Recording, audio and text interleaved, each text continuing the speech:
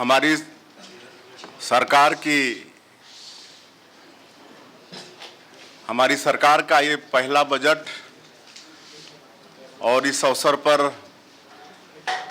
आज का ये प्रेस कॉन्फ्रेंस और इस प्रेस कॉन्फ्रेंस में उपस्थित हमारे छत्तीसगढ़ सरकार के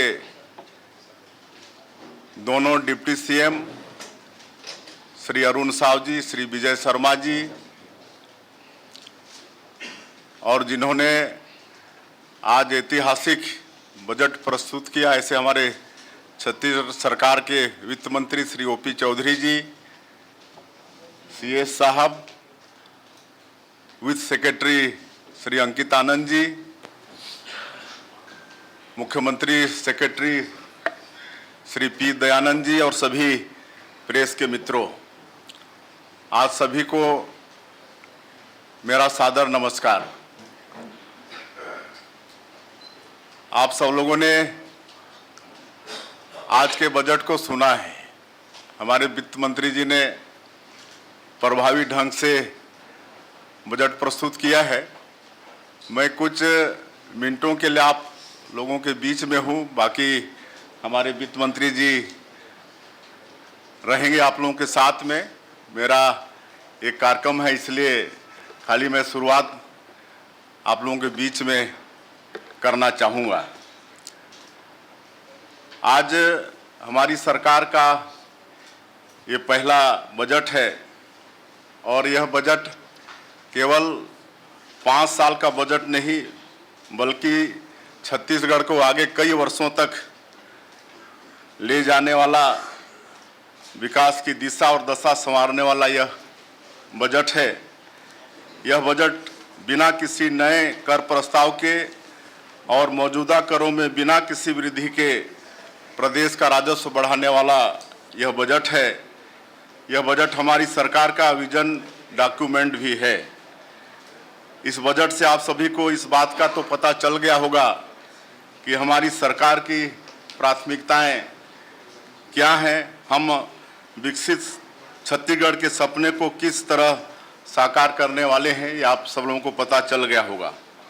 छत्तीसगढ़ के सभी वर्गों के समावेशी विकास को सुनिश्चित करने के लिए वर्ष 2024-25 के बजट के लिए मैं पहले पूरे छत्तीसगढ़ के लोगों को बधाई देना चाहूँगा और हमारे वित्त मंत्री जी को बधाई देना चाहूँगा। इस बजट में मुख्य रूप से बाकी विस्तार से बातें हमारे वित्त मंत्री जी करेंगे, लेकिन इस बजट में विशेषकर 4 क्षेत्रों में फोकस है।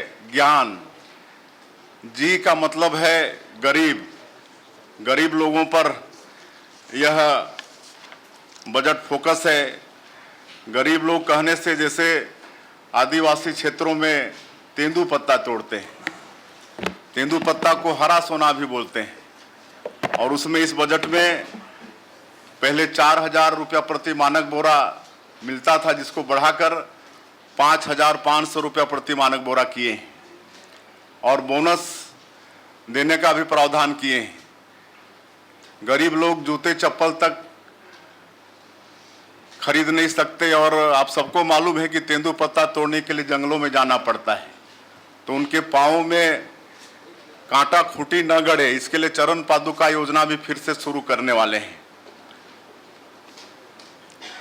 उसी तरह से हम लोगों को, आप सब लोगों को मालूम है कि हमारा बस्तर और सरगुजा ये ट्राइबल क्षेत्र है और इसी क्षेत्र में तेंदुपत्ता भी है, और इस बजट में सरगुजा और बस्तर के लिए विशेष प्रावधान किया गया है। ये भी गरीबों के लिए है। आज जो भूमिहीन हैं, जो मजदूरी करते हैं, ऐसे लोगों के लिए सरकार साल में 10,000 रुपया सहयोग देगी, इसका भी बजट में प्रावधान है। और भी कई गरीबों के उत्थान के लिए इस बजट में प्रावधान किया गया है। उसी तरह से वाई का मतलब हुआ युवा, यूथ के लिए भी इस बजट में बहुत प्रावधान है। एक तो जो पिछले समय में पीएससी के माध्यम से जो उनके भविष्य के साथ खिलवाड़ हुआ, उसकी भी जांच हम लोग सीबीआई से करा रहे हैं और उनके रोजगार की भी व्यवस्था कर रहे हैं।